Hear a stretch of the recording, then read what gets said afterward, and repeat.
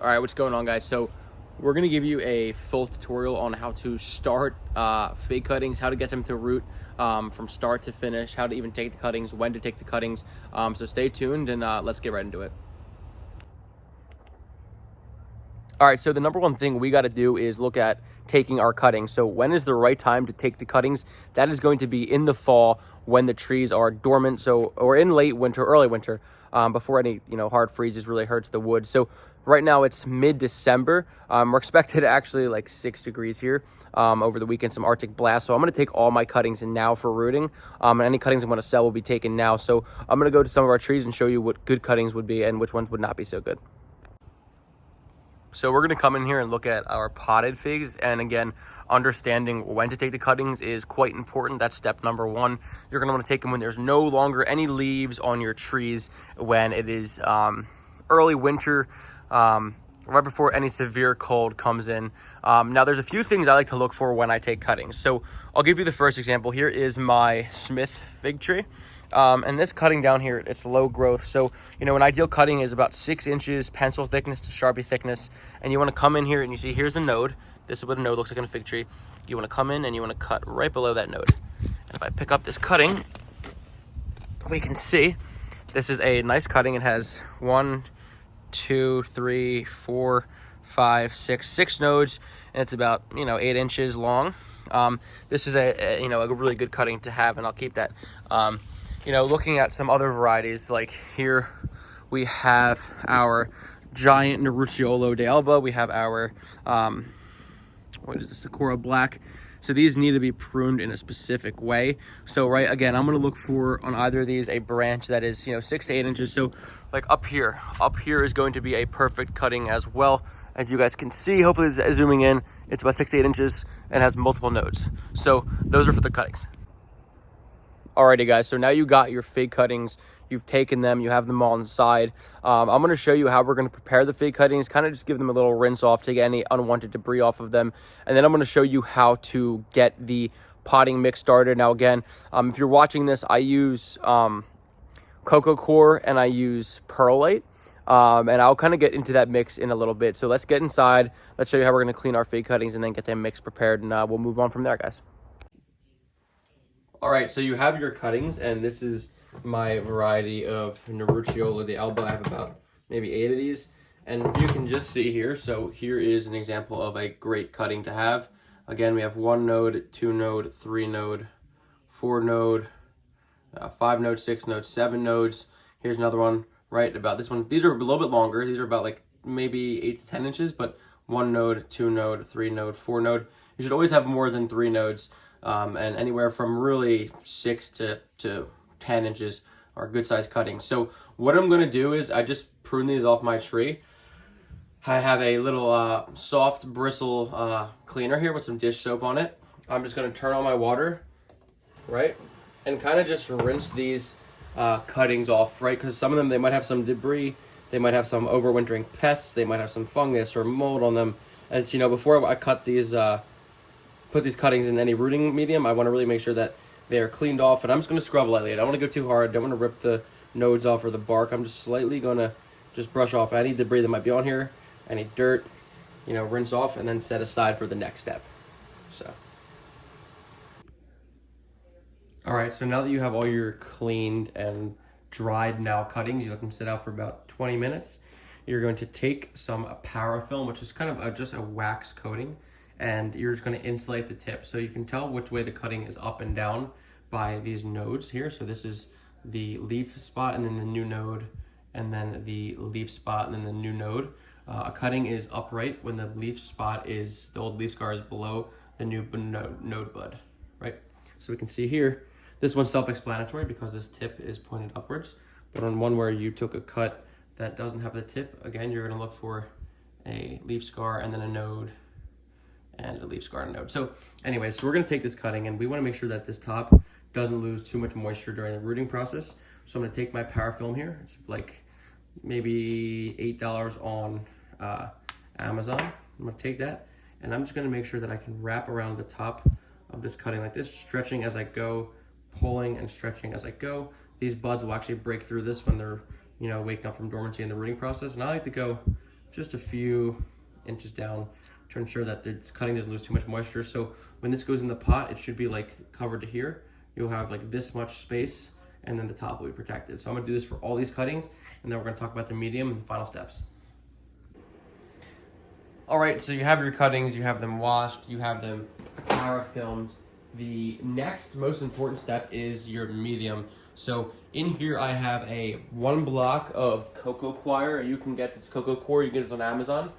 This is an inert material made from, I think it's just coconut husks. And this 1 block will expand out to like maybe 9 to 10 gallons. So we'll be able to do 10 cuttings in 1 gallon containers. And then I have some peat moss, perlite. And this is the Miracle Grow perlite. And the reason why I like this is because that is inert. So this has no nutrients in it. And this has some nutrients, right? Enriched with Miracle Grow nutrients. So this will help, kind of feed those plants when they first start to root out and give them excess energy. Now, in order to actually start this, I need to put some warm water into this coconut husk. And I want it to be moist, but I don't want it to be sopping wet. I want it to be perfect medium. So I'm gonna add some warm water here. And I'm gonna wait and let this expand. So I'll fast forward this part for you guys and show you kind of how it's done and let it roll.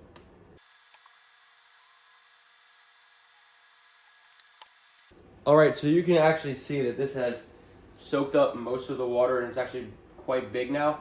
And I can start to break this all off as this really is absorbing this hot water. Right, there's still a decent amount of liquid in here.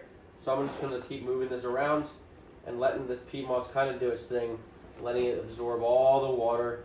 And again, this takes about maybe 10 minutes, but you can see we're already starting to get the medium now, so let's keep going.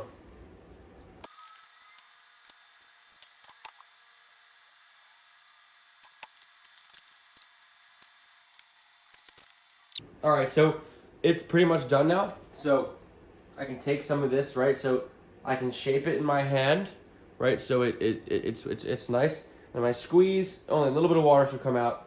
That's how I know it's perfect. Remember, you can always add more water if needed. Adding too much water is actually not good. It can make your cuttings, your medium be too wet and actually have it cause a rot. But this is looking good.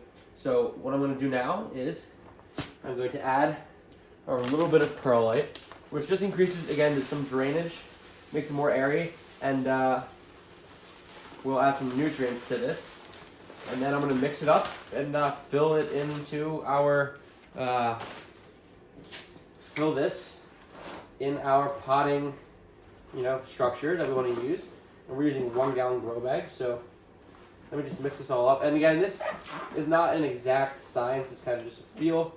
So I know what you really want to make sure of is that there is actually not too much water in here, but when it comes to perlite, you kind of just want to guess. And this is getting to be a perfect level of liquid here. And so now that I have this is what it kind of looks like, if you guys can see, right? So it has enough white into it. What I'm going to do is to root my figs in these 1 gallon sized pots. And so this made about 10 gallons, that 1 brick. So I can theoretically do 10 of these, and that's perfect because I only have around 10 cuttings.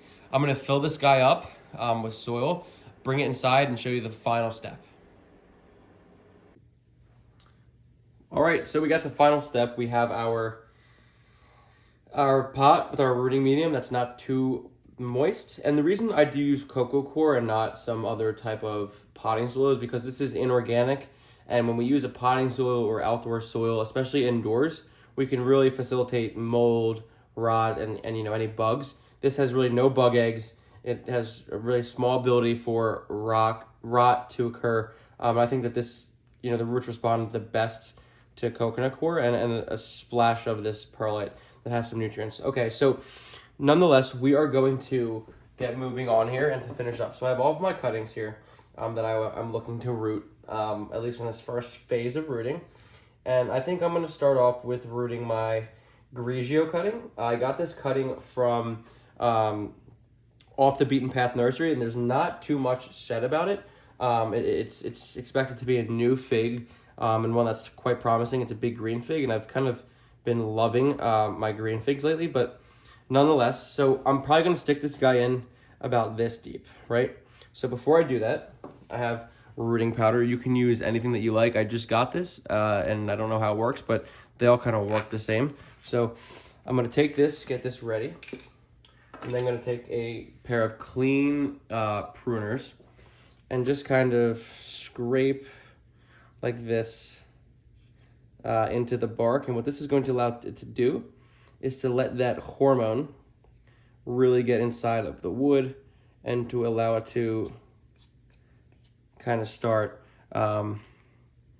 well, just absorb it and allow it to start rooting. So again, I'm gonna make a hole with my finger, that way I don't lose any of the rooting hormone when I put it in there. And right, so we want this to be, my finger is this deep.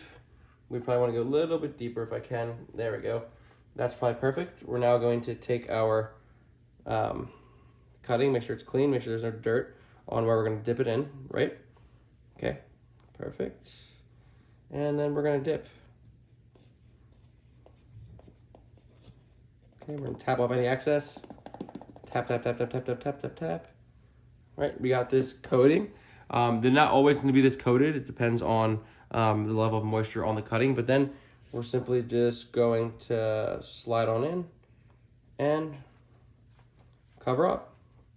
Now, where I like to store my cuttings is typically I'll put this on a heat mat. You can find the heat mats on Amazon, and then I'll have them under a grow light. So I'll have a grow light about maybe 6 inches above, and I have bottom heat where they'll be working and growing. So this is your guide. If you have any questions, please let me know in the comments. I'm happy to go over anything else. I'm happy to go over any varieties I'm rooting. I'm happy to go over cuttings and tips and share my cuttings and sell them to you. So whatever it is, please don't hesitate. Let me know if there's any questions. This is about 80% accurate. If you do it the way I said, you will have 80% success, which is nice. So thanks for watching. All right, so the finalized product, we have a heat mat under this. This tin is to catch any excess water or just to kind of catch any dirt, but that will warm up the metal. And then we have this grow light right on top. We probably won't turn this on until there is some leaf development on these cuttings, so we'll leave them kind of in the dark for now on this heat mat.